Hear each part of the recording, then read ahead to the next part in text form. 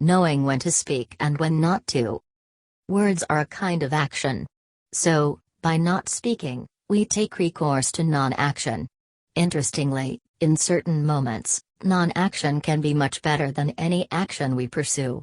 For example, mindlessly one may attack you with provocative words just because he has not got what he expected from you.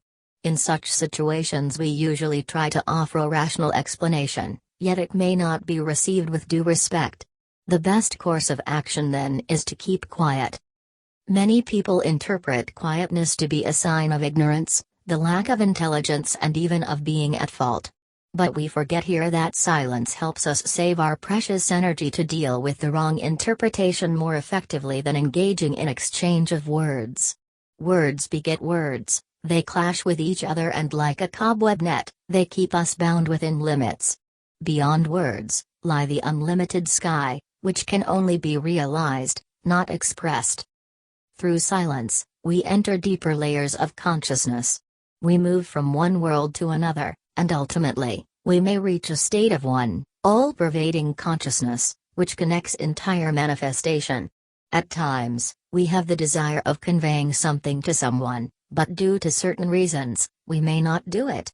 Automatically the task will be done if we are able to communicate at a higher plane. When young Narendranath, later known as Vivekananda, tormented by misery in the family following his father's untimely death, approached Ramakrishna, the latter suggested him to pray to the goddess who could bestow anything one asks for. However, having said that, Ramakrishna communicated at a higher plane that such a prayer must not come from Narendranath, as he is meant to work for entire humanity. And that is what happened. He could not pray for any material comfort, only knowledge, conscience, non-attachment and selflessness he could seek. In Buddha's middle path, silence takes an important position. Instead of wasting words and energy on unnecessary issues, change the course of your route and move away if someone tries to challenge you. Engaging in too much discussions and debates may be good to sharpen your intellect, but it can, at the same time, reduce the mental strength, distract from the key area and weaken focus and faith. To acquire profundity, one must remain in isolation for long hours. Like a reservoir collects huge quantity of water and then allows multiple springs to flow simultaneously, the mind in isolation builds up tremendous capacity to carry on creative work.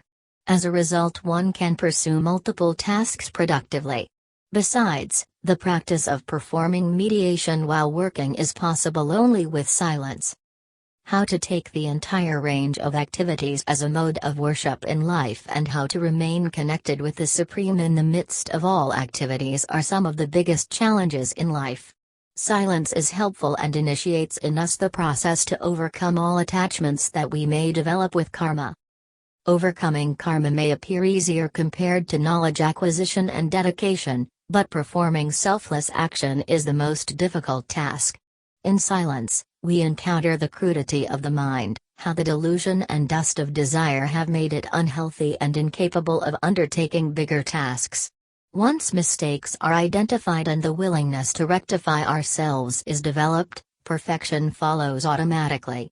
In silence, we learn to live and let others live in peace.